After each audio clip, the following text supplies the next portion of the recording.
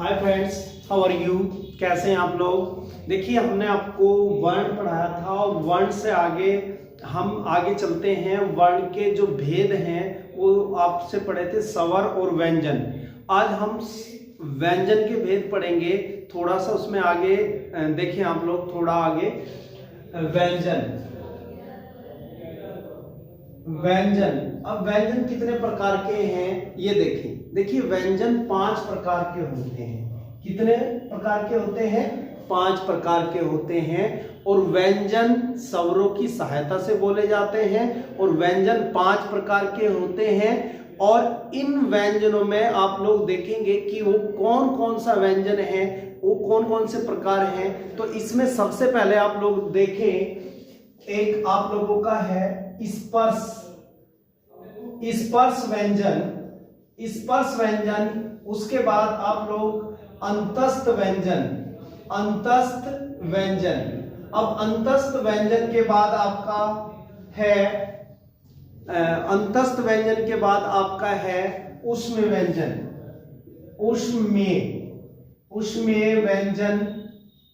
और उसके बाद आपका है आपका संयुक्त व्यंजन। और संयुक्त व्यंजन के बाद है द्विगुणी व्यंजन। अब इसमें आप लोग देखेंगे स्पर्श व्यंजन कै से लेके और मैं तक है। कै से लेके मैं तक, इनमें 5 वर्ग हैं। इसे कहते हैं स्पर्श।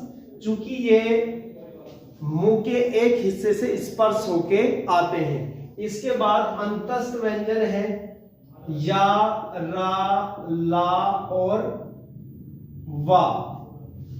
अब एक चीज आप लोग देखें आप लोग इसमें अंतस्थ व्यंजन य, रे, ले, वे।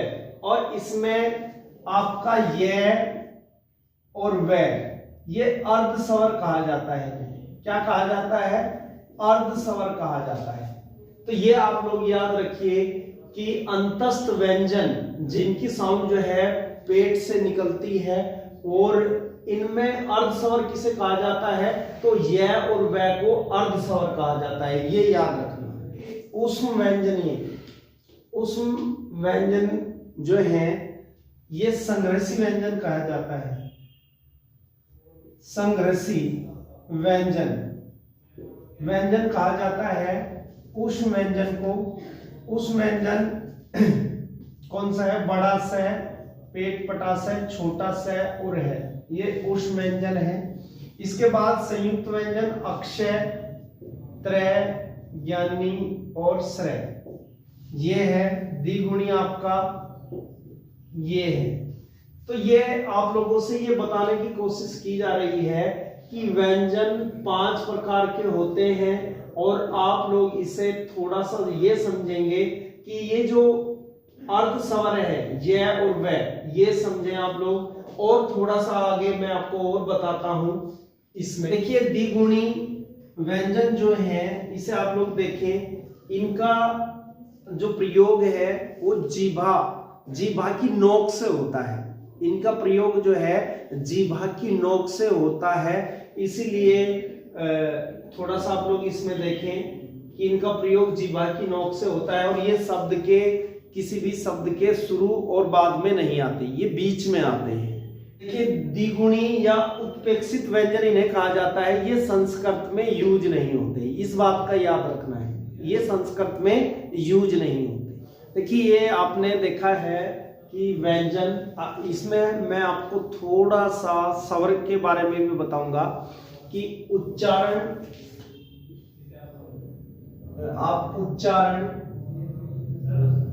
के आधार पर स्वर हम लोग देखेंगे। स्वर तो यहाँ मेरी जो पहली वीडियो है उससे थोड़ा सा आगे हम स्वरों के बारे में आप लोगों को बता रहे हैं। तो स्वर जो है हिंदी में 11 है। स्वर हिंदी में 11 है। तो उनका जो उच्चारण स्थान है वो उसके बारे में हम लोग बात करेंगे। देखिए आप लोग, ये उच्चारण के आधार पर स्वर हम लोग देखेंगे जैसा आप लोगों को यूपी टेट और सुपर टेट में इस तरह की आवश्यकता होती है स्वर की, और आज जो कंपटीशन की गंभीरता को लेकर थोड़ा सा इसको और गहराई से समझाया जा रहा है, तो आप थोड़ा सा इसे गहराई से समझें कि उच्चारण के आधार पर स्वर जो है वो मुख द्वार यानी मुख विवर के खुलने के आधार पर 3-4 प्रकार के होते हैं। अर्धविवर्त यानी आधा मुख खुलना, ए औ और आ, ये क्या है? अर्धविवर्त है। विवर्त आ क्या है? विवर्त है, इसमें पूरा मुख खुलता है। अर्धसंवर्त है ए और ओ, इसमें मुख आधा बंद रहता है। संवर्त छोटी बड़ी छटाऊ बड़ाऊ, मुख लगभग बंद सा रहता है। तो ये मुख द्वार के आधार पर स्वरों का वर्गीकरण है।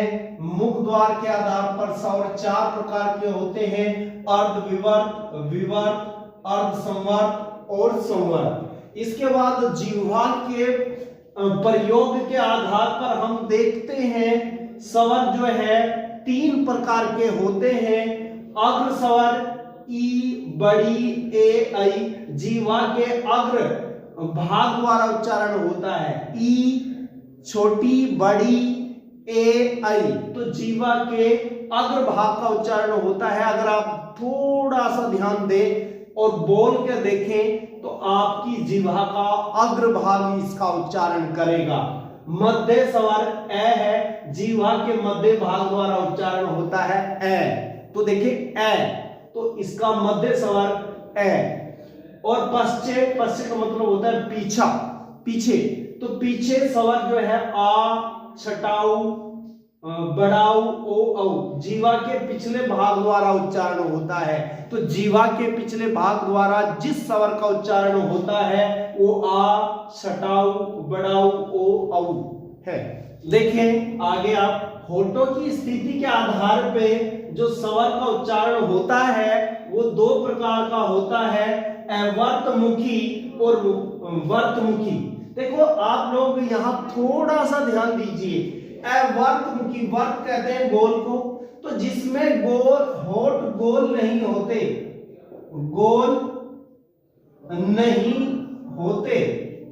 जिसमें होठ गोल नहीं होते तो अवर्तमुखी है। और जिसमें होल गोल होते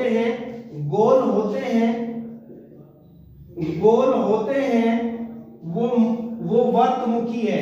छटाऊ, बड़ाऊ, ओ, औ और आ, ये क्या है? वर्तमुखी है, यानी होठ की पोजीशन जो है वो गोल हो जाती है। और अवर्तमुखी में होठ की पोजीशन गोल नहीं होती है। तो ये नाक एवं मुंह से वायु निकलने के आधार पर जो स्वर होते हैं उनको 2 भागों में बांटा जाता है। एक है निरअनुनासिके, जिन्हें आप लोग मौखिक भी कहते हैं। इनका जो उच्चारण होता है वो उच्चारण इनका सिर्फ मुख से होता है। किससे होता है? मुख से होता है। और अनुनासिक के इनका जो उच्चारण होता है मुख और